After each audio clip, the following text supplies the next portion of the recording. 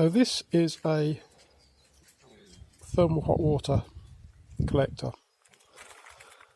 It's actually a spiral comprising about 15 metres of black hose pipe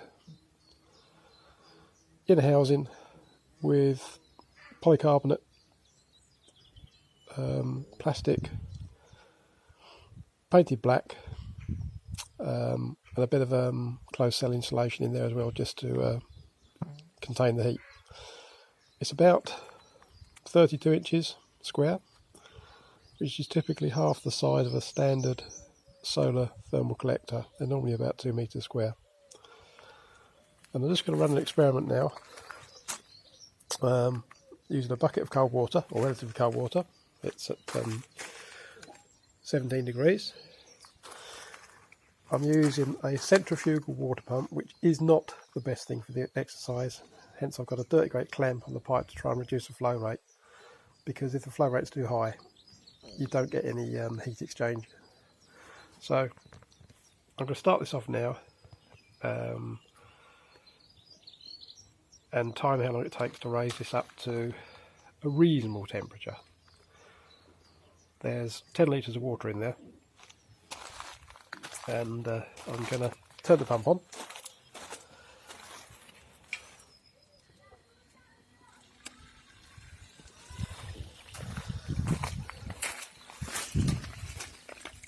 That's not the ideal flow rate.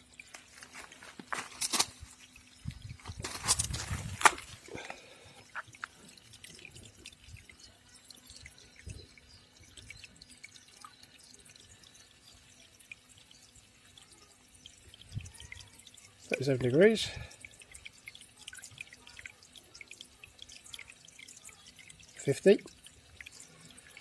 Now this water's been standing inside this hose inside here for several minutes. So the initial temperature of the water will be, the initial temperature of the water coming through it will be very, very hot. But that will reduce rapidly. And the whole trick with this sort of exercise is to get the flow to the point where you're not losing too much efficiency. And right now that's coming out nice and warm. And I've just simply got this pump recirculating the water around this bucket. I've already done an experiment with this where literally you could use that water as it... Oh crikey, it's still bloody hot. Hang on. Put the thing on there again.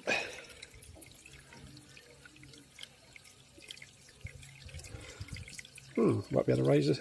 Right, that's impressive.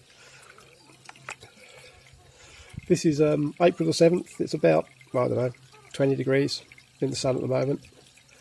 Ignore the numbers on there at the moment. I've just put the probe back in the water. But that's coming out at a consistent temperature. So we'll just see how long it takes now for this to actually get up to, I don't know, 30 degrees. Well, that's 15 minutes later. Temperature in the bucket is now 38 degrees. It's not going to get much warmer than that because there's too much heat loss in the bucket itself. I think I need to add another coil of pipe in here, but for an experiment this at least proves the concept, and now I'll show you what I plan to do with it. This is a 30 litre calorifier out of a narrowboat. It's got a single heating coil, which I will use either from the solar panel or via my hydronics heater. It's got cold water inlet, it's got a 4-bar pressure release valve, and it's got a mixer valve up the top there. So you can set it to anything between 30 and 60 degrees C. So that's what's going to go in the crafter, in theory. Whether I use the solar panel, don't know. Certainly going to be using this though. Maybe via a heat exchanger off the engine. Who knows?